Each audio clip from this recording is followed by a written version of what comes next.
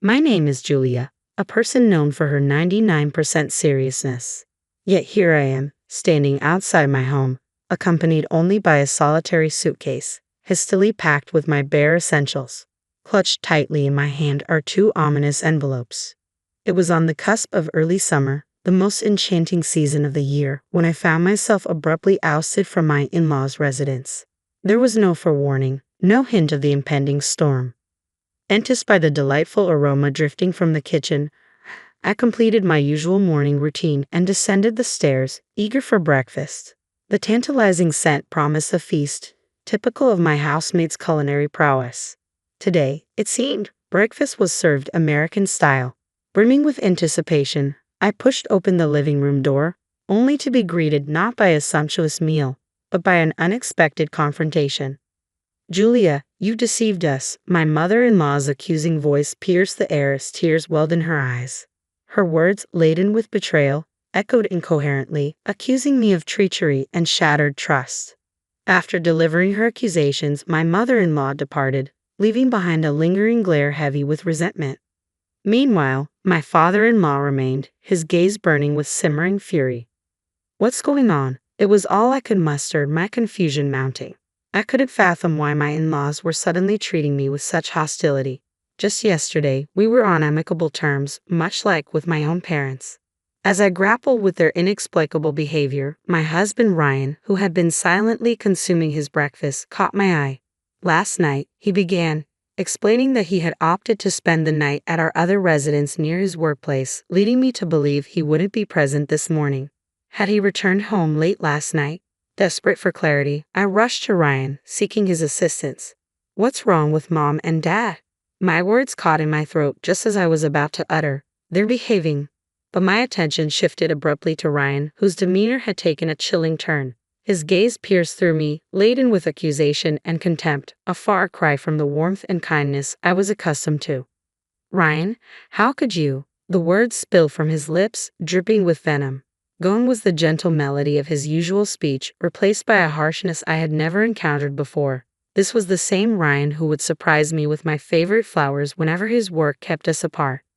"I'm sorry. I truly wish we could still travel together," he continued, his words a stark departure from the sentiments he had expressed just a week prior. With a gesture to the secretary, who stood nearby, he signaled for action. "Take care of it," he instructed, the command delivered with an air of finality. "You've finally done it, Julia, haven't you?" His accusation hung heavy in the air, stabbing at my core. "Married me for the money, didn't you?" "What? You've taken my mother's money," I protested, disbelief lacing my words. "Wait, that's not true." The accusation hung heavy in the air, the enormity of the alleged sum sinking in. "And now you're trying to justify it."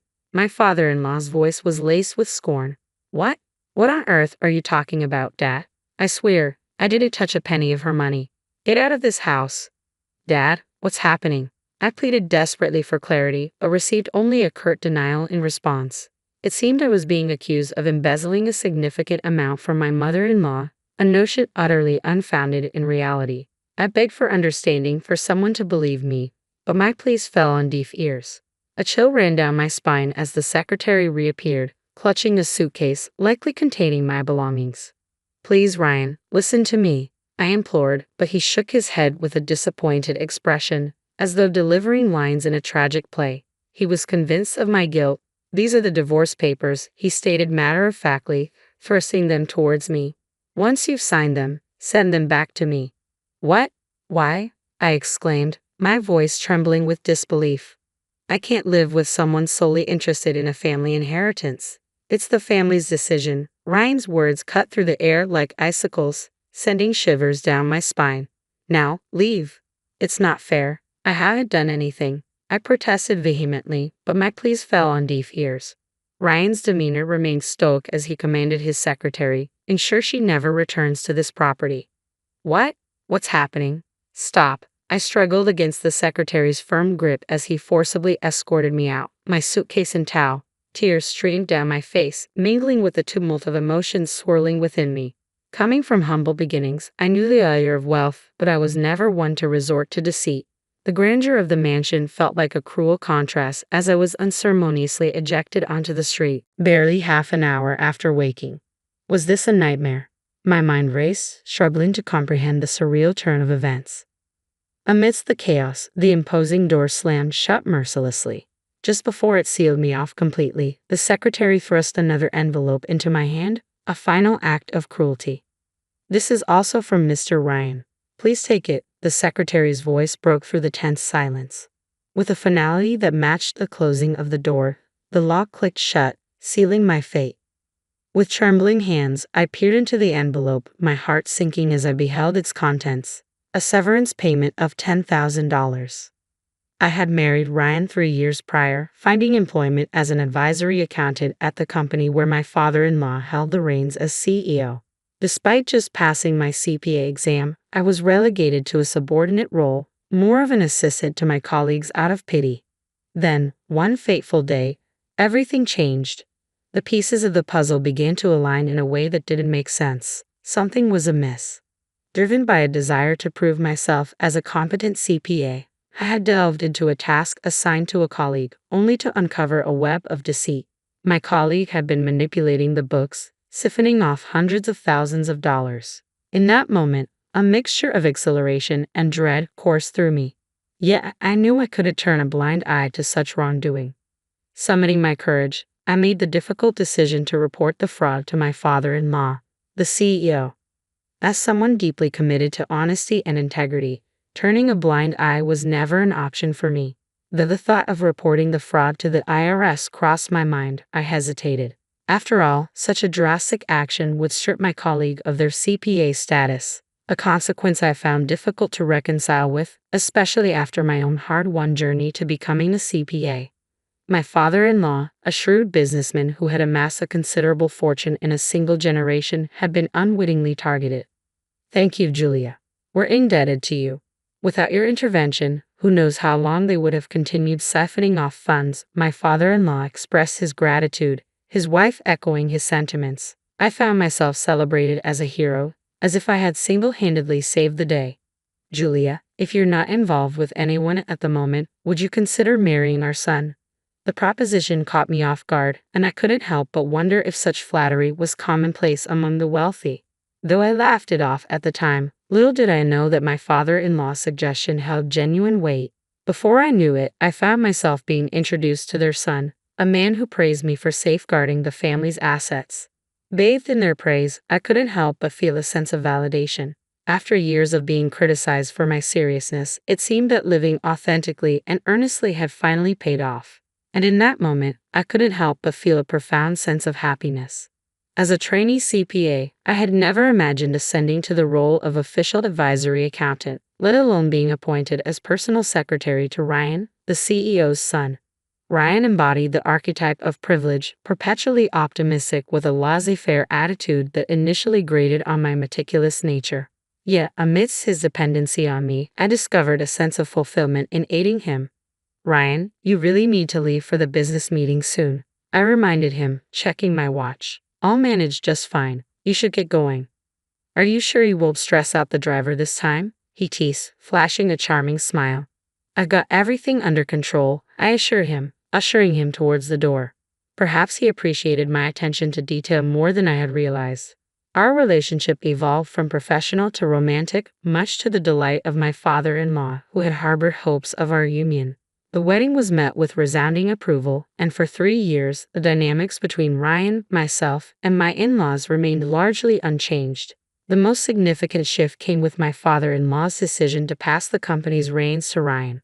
As preparations for his ascent to the boardroom accelerated, my mother-in-law and I found ourselves immersed in a whirlwind of meetings and social engagements. Tonight was meant to be no exception, with a business partner's anniversary party on the agenda. Instead, I found myself alone in a sterile hotel room, a stark departure from the anticipated festivities. In the heat of anger and frustration, the thought of retreating to my parents' home briefly crossed my mind. But the notion didn't sit right with me. If Ryan wanted a divorce, so be it. But as someone who prides herself on honesty and sincerity, leaving under a cloud of suspicion was unthinkable.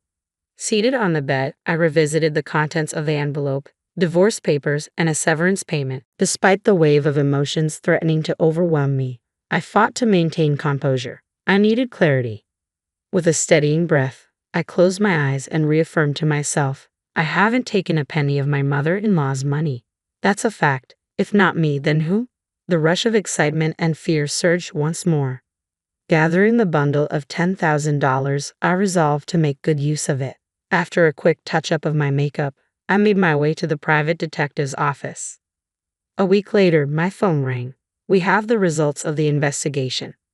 I arrived at the office greeted by a stack of papers on the reception table. The report, thicker than anticipated, sent a shiver down my spine as I flipped through its contents, my hands trembling with anticipation.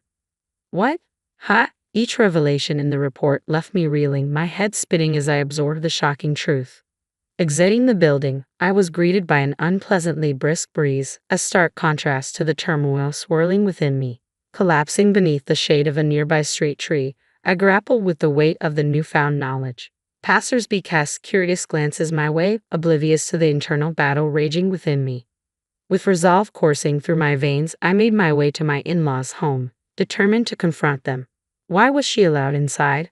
My father-in-law demanded, his voice laced with disdain as he berated the maid. Taking a deep breath, I stepped forward, presenting the signed divorce papers. I've brought these, I stated firmly. You instructed me to mail them. If you seek a divorce, I won't stand in your way. But I refuse to be labeled a thief, I continued, my voice unwavering. Snatching the papers from my grasp, my father-in-law turned to leave. But I refused to let him go without a final declaration. I demand an apology from all of you, I asserted, my words echoing through the room. If you're unwilling to acknowledge your wrongdoing, I'm prepared to pursue this matter in court. As the prospect of legal action loomed, my father-in-law halted in his tracks. I was pleased when you accepted me, despite my humble background. I held genuine affection for you and your mother-in-law, he confessed, his voice tinged with remorse. Summoning my courage, I drew in a deep breath, my fists clenched at my sides. Then, with a measured exhale, I spoke. I'm telling you, I'm innocent. Do you understand? Let me be clear. I didn't do anything, I reiterated, striving to maintain composure. What? What do you mean? I didn't. My mother-in-law's voice, seemingly emerging from the shadows, pierced the tense atmosphere with confusion etched across her features. I mean exactly what I said, I affirmed, extracting the investigation report from my bag and passing it to her. Please take a look. What? What's this? What's going on? Their eyes widened as they devoured the contents of the report, their expressions teetering on the brink of disbelief. The person responsible for stealing my mother-in-law's money, it was Ryan, I revealed, the weight of the truth heavy in my words. Before our marriage, Ryan had developed a reckless habit of overspending. He used to justify it by saying, we have enough family wealth to live extravagantly for a lifetime. He indulged in frequent trips abroad, particularly enjoying gambling, often wagering hundreds of thousands of dollars at a time. Even his own parents had grown increasingly concerned, implementing measures to curb his access to their funds. They admonished Ryan, urging him to earn his own income. However, old habits die hard, and Ryan, consumed by his penchant for extravagance, sought out alternative means to sustain his lifestyle. That's when he concocted the embezzlement scheme that I ultimately uncovered. Ryan had manipulated my former colleague, who served as my father-in-law's accounting consultant, into falsifying the books. Mistakenly attributing the embezzlement solely to my former colleague, I reported it to my father-in-law without probing deeper, never uncovering the true mastermind. In reality, all the embezzled funds were lining Ryan's pockets. When the truth about my former colleague's embezzlement came to light, Ryan and his parents expressed gratitude towards me, but beneath their facade of appreciation, I sensed a simmering resentment. Was there a romantic involvement between the accountant and Ryan? It seems more like an affair, doesn't it? After all, she was married at the time, someone speculated. Nevertheless, Ryan professed his love for her, convincing her to embezzle funds for their future together. Another voice chimed in.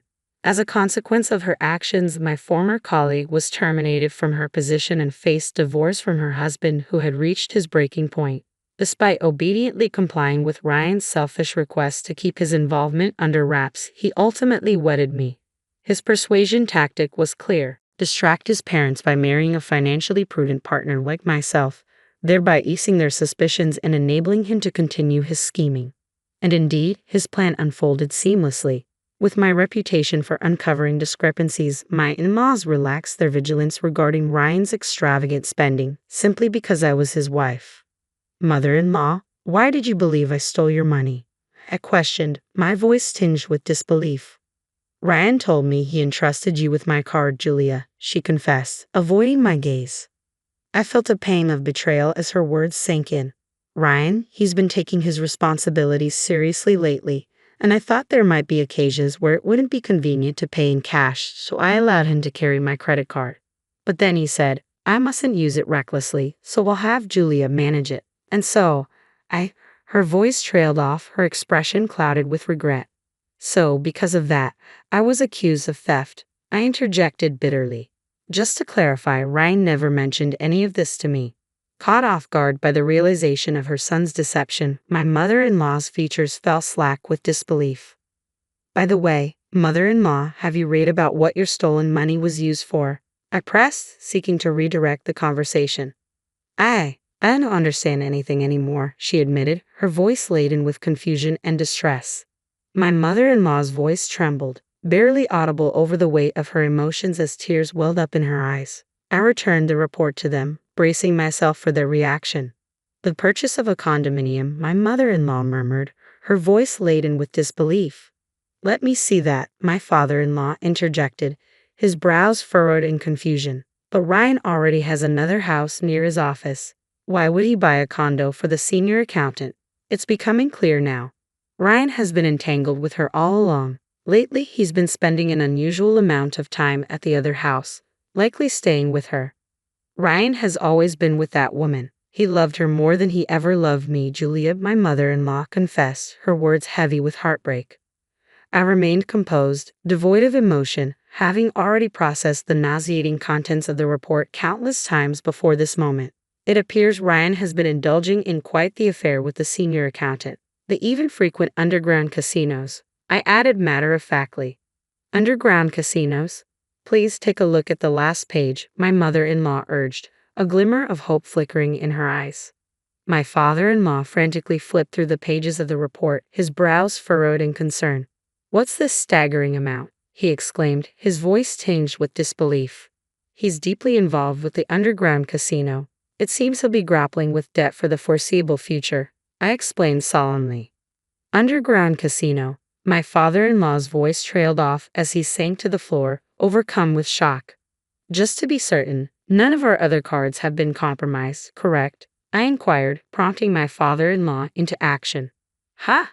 His eyes widened in realization as he rushed to the nearest telephone, panic evident in his movements. "Stop everything. Cancel that card immediately." His urgent command reverberated throughout the house. Later, I received a formal apology from my in-laws. They expressed regret for concealing their son's extravagant spending and his affair. While I appreciated their honesty, I couldn't help but feel a pang of disappointment. Their apology seemed incomplete without addressing the hurt they caused me. Nevertheless, I handed them the completed divorce papers. With a small nod, I began to gather my belongings, ready to leave. But as they pleaded for me to stay, their sudden change in demeanor caught me off guard. Just a week ago, they had treated me like a criminal. "I'm sorry, but isn't it a bit late for that?" I interrupted, my voice tinged with frustration. "I loved you both and considered you family, but you disregarded my feelings and opinions. Do you have any idea how hurtful that was for me?" Despite my efforts to remain composed, a solitary tear betrayed my emotions, quickly followed by a cascade of tears streaming down my cheeks. "Julia." The divorce papers lay before us, a stark reminder of the irreparable rift between us. "This divorce is what your son desires. Shouldn't we respect his wishes?" It was evident that he had moved on with someone else. After composing myself and injecting a final touch of sarcasm, an abrupt alarm pierced the silence, jolting us all. Startled by the sudden noise, I furrowed my brow in confusion, only to have my father-in-law grasp my wrist urgently. "Hey, what's going on? What are you doing?" I questioned, taken aback by his sudden urgency. "You should come too, honey," he insisted, leading me outside to the garden. There, the gate that had shut me out just a week ago stood before us, and we heard a voice from the other side. "Hey, the gate won't open. Is anyone home?" Ryan's frustrated voice echoed through the gate, followed by the sound of him banging on it vigorously. What's happening? My car won't start either. This is ridiculous. Ryan's frustration was palpable as the annoying alarm persisted, refusing to cease its blaring. Listen closely, Ryan, my father-in-law began, his tone firm and unwavering. Huh? Dad, can you hear me? My key isn't working. Can you unlock it from your side? Ryan's voice crackled through the intercom, tinged with confusion. I told you to listen, Ryan, my father-in-law's voice boomed over the intercom. What? What's going on? Ryan's tone faltered, sensing a shift in his father's demeanor. You have no right to open this gate, my father-in-law declared firmly. What? Why would you say that? Ryan's voice rose in disbelief. Isn't it obvious? I didn't think you could be so oblivious. We're aware of everything. All of it, my father-in-law continued, his voice unwavering. Is Mom there too? Ryan's voice trembled with uncertainty. Ryan, Julia meant the world to us. But you're a different story. We want nothing to do with you ever again, my father-in-law declared resolutely. What? What's happening? Mom, are you there? Please say something, Ryan pleaded desperately. We know that you framed Julia. We know about the embezzlement. We know about your affair and your debts. We know everything, my father-in-law stated, his voice filled with conviction. Wait a minute, where did you get such absurd ideas? Stop spreading lies. Ryan's voice cracked with indignation. Ryan's frantic protests continued, but to no avail. Anxiety gnawed at me as I wondered if his parents would be swayed by his words and doubt me once again. However, my fears were unfounded. I trust Julia. So do I, Dad, his mother interjected firmly. Mom, Ryan's voice wavered, betraying his disbelief. We sincerely apologize. Julia, would you please consider taking my position? His father implored. What? Hey, is Julia there too?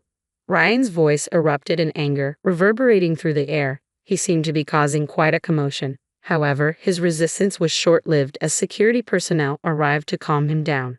In the end, I agreed to my father-in-law's proposal, but with one condition: I will always be honest. Can you trust me unconditionally? They both nodded solemnly. A year later. Do you really think I'm cut out for this executive role? I hesitated, lingering in front of the executive office door. My father-in-law gave me a reassuring pat on the shoulder. Despite my divorce from Ryan, I still addressed the CEO as Dad, as we had mutually agreed upon. Julia, what our company truly needs is someone with your integrity and sincerity. It's a perfect fit for you, don't you think? He offered, his smile warm and encouraging. However, I couldn't resist a slightly mischievous question. Do you ever regret letting Ryan go? He should be the one stepping into this role, shouldn't he? Since the incident, my in-laws had distanced themselves from Ryan. Initially, he would often come pleading for financial assistance, but once he realized they wouldn't comply, he stopped. The son who had vanished under the weight of enormous debt. I wondered if he was still with that senior. Ryan let out a small, lonely sigh, but Ryan isn't the one meant for this position. The responsibility was too much for him. We're the ones to blame for indulging him too much, my father-in-law admitted. Dad, I murmured sympathetically. Hey, don't look so disheartened. Stand tall and proud, he encouraged. Yes, I replied with newfound determination, reaching for the handle of the executive office door. As it swung open effortlessly, I stepped inside, ready to embrace my new role.